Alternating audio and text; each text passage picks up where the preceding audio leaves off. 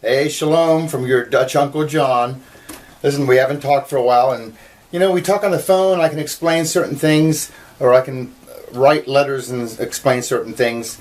But unless you see it, sometimes it's just you just can't get it. So I thought I'd film it and then send it to you, and you'll get it. It's really cool stuff. Anyway, shalom, shalom, peace. I just ate a Now and Later candy. And let me tell you why. I'm going to suggest you find something sweet to eat as well. When the Jews teach their babies the Torah, they spread honey on the verses. So when they read them, and then they lick the honey off, and they associate the word of the Lord as being sweet, which that's a nice picture. You see today, I mean, everybody's afraid, like, oh, thou shalt not, and God's going to, this is not God. It's just Satan's interpretation. He's trying to get us to think that's God. It ain't. Anyway, remember the Hebrew alphabet. We've talked about it a little bit, but you can at least see it here. We just want to cover one little bit of it today. It'll just amaze you. If you've got an atheist friend, show them this. It'll keep them up at night. It's just so cool how Hebrew works. But I know you probably don't know one bit of Hebrew, except for what little maybe we've talked about. Don't worry. It all comes together quickly. Here's their alphabet. Their Aleph is the first letter. Their Beit, Aleph, Beit, alphabet. That's where we get it from. And the Gimel, Dalet, Hey, Vav, Zayin, Chet, Tet, Yud, Kaf, Lamed, Mem, Nun, Samek, Ayin, Pei, Tzadi, Kuf, Resh, Shin, Ta. 22 letters. Hebrew reads from right to left. That's difficult to get your head wrapped around. I don't want to say it reads backwards, because this is God's first language. This is God's language. It reads forward. We write backwards. Everything we do, Satan has twisted things around that now we're doing it backwards. God tells us to use the moon to tell time. And what do?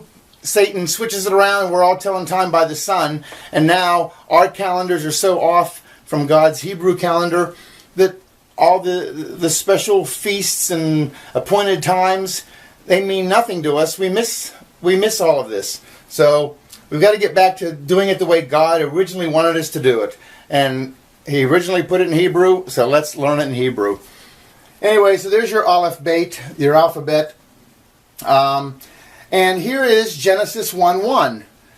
I figured we should going to start reading the Bible. These people say, "Oh, well, I've read the Bible and it doesn't make sense." Yeah, well, let's see if you did. What if you missed this? I'm going to read it through once. Remember, they read from right to left. It's Bereshit, Bara, Elohim, Et, Hashemayim, Va'et, Haaretz. Bereshit is in beginning. Bara means created or fattened. Elohim, God, El. Anytime you hear El, God, you'll hear it in people's names like Daniel, my judge is God, or Nathaniel, a gift of God. Or sometimes it begins with El, Eliezer, God is my helper. El is God, Elohim. Et, this is an untranslatable word. We'll deal with it another time. We'll talk. That's another whole video. Hashemayim, the heavens. Va'et, this is another et, just like this one. It's and, whatever et is. And haaretz, the earth. But Bereshit, let's just look at this one. And let me show you something really cool about Hebrew and how it works. Here's your first Hebrew word. Aleph Beit. Notice, it's the first two letters of their alphabet. The Aleph Beit. Okay? Every Hebrew letter has a picture associated with it. So an Aleph, its picture is the head of an ox. You can see the snout, you can see ears, you can see horns. It's the head of an ox, and it represents strength and power. A Beit, its picture is a tent. And the letter Beit is also the word Beit, and it means house. Tent, house. By the way, our letter A comes from Aleph. And our letter B comes from Beit. God is always first, always, on everything. So, if Aleph is strength and Beit is house, tent, you have Aleph Beit, the strength of the tent. The strength of the tent is the Father, the Abba. Abba. You can pronounce it phonetically, and you can figure out its meaning. That's unbelievable that every word in Hebrew does this. So what you need to learn is you learn your 22 letters and then learn their pictures and what is associated with them, and you're figuring out Hebrew words.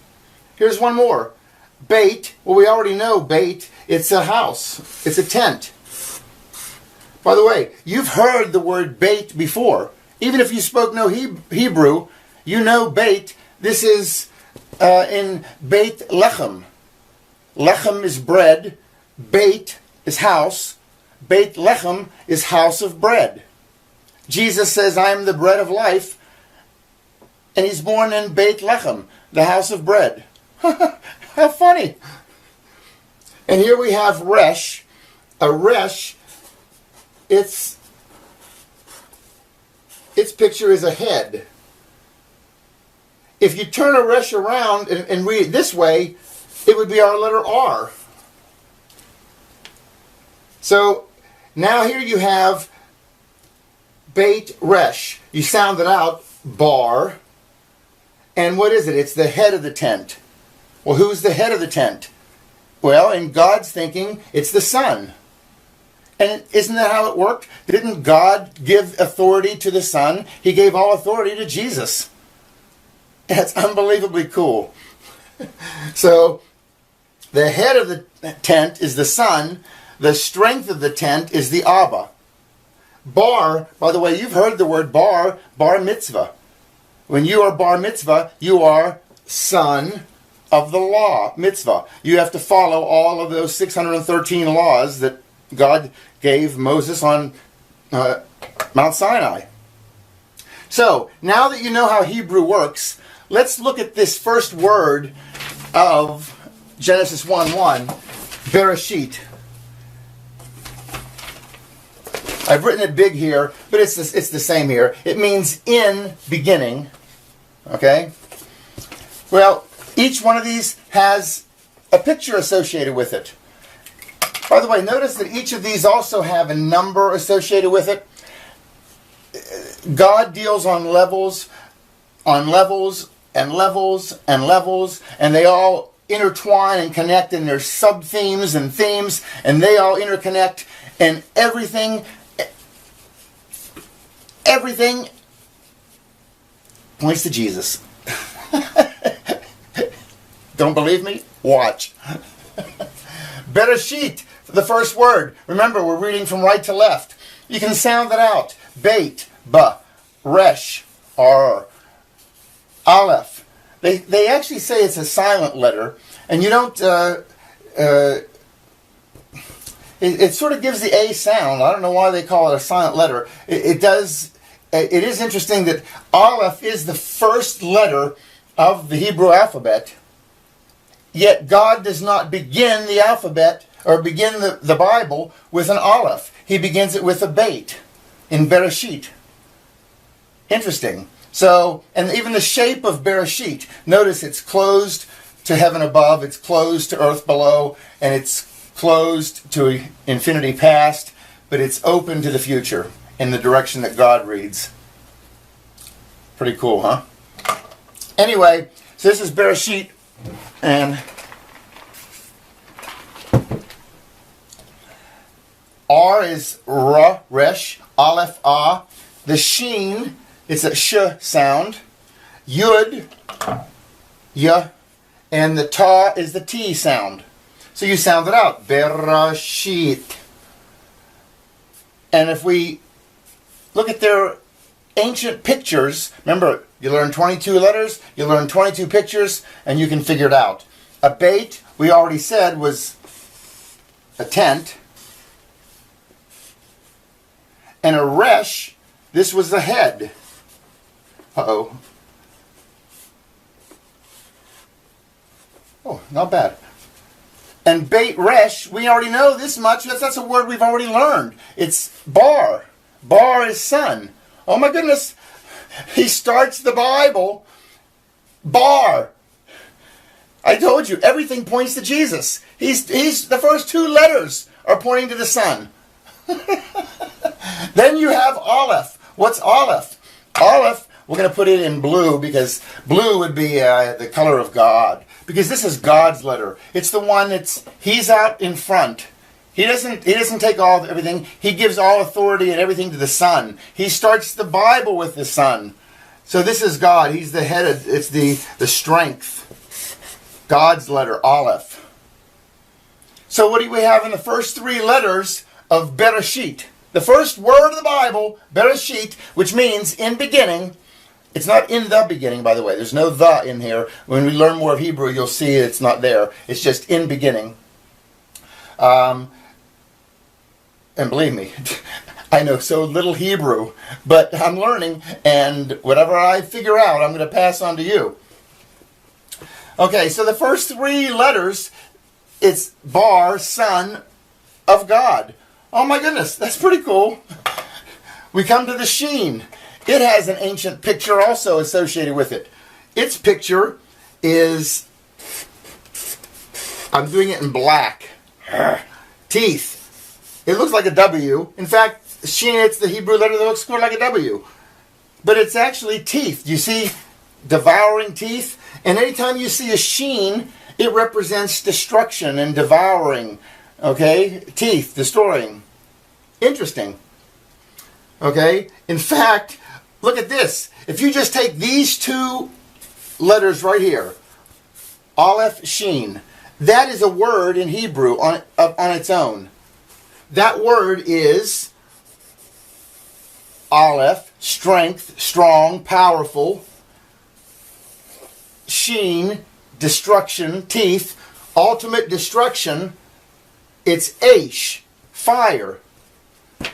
In fact, Aish, whenever Moses was up on Mount Sinai, and who does he the burning bush? It's the Aish Sinai. The Aish is fire. Sinai is bush. The Aish Sinai, the fire in the bush. And it's just a cool picture of God. He's the fire. He's the judge. He can destroy. He's the fire. But the bush isn't consumed because he's also merciful. Unbelievably cool picture. But here he's got his Aish. He uses this name on Mount Sinai. But you can see how Hebrew works. You get these. You can figure out what the words are, and they sort of define what they are.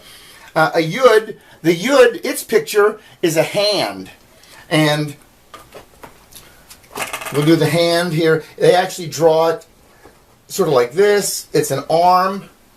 Okay, you can see an arm coming down and coming out in the hand. And it represents work or a hand doing something.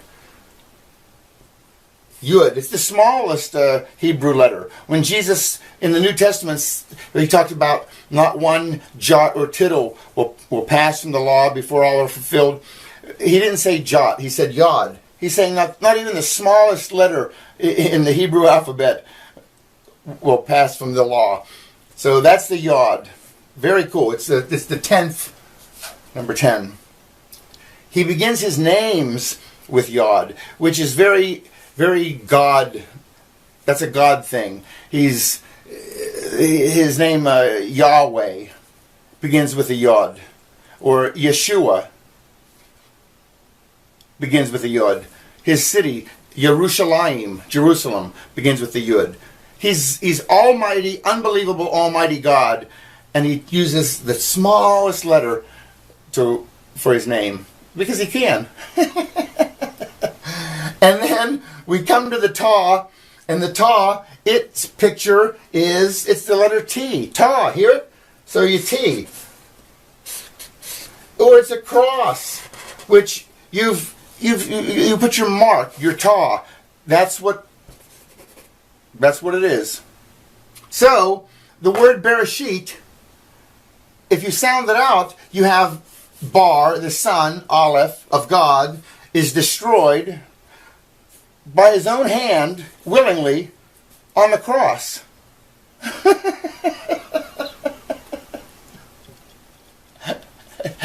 And you atheists say there's no God and that man wrote the Bible? He does this with every word, people. Every word. Anyway, that's just really cool. And remember, this is the word in beginning, Bereshit. And what's really cool, if you go to the Isaiah, the prophet, the major prophet Isaiah, Isaiah 46:10, he says, I am God, there is no other. And declaring the end from, you ready? Are you waiting for it? Are you waiting? Are you waiting for it? He declares the end from the beginning. That's how you know that's how you know who a God is a God. If he can say it before it happens, he's God. And here he's spelling out the end, that the Son of God will be destroyed by his own willingly hand, by own willing, you know what I mean, on the cross, willingly, on the cross. Yes. That's declaring the end from the beginning, from the Bereshit. Anyway, pretty cool stuff. Well, what do you think? I'll try to write some other stuff here for you. And, you know, when you try to type in Hebrew, things go all crazy on your computer because it's going right to left. If you put something in there in Hebrew, it throws everything to the right margin. Makes it very, very difficult. But I think if you like how this turned out, we'll make another one, and because there's some other stuff that you need to see to get it. So anyway, God bless. We'll talk soon. Bye. Shalom.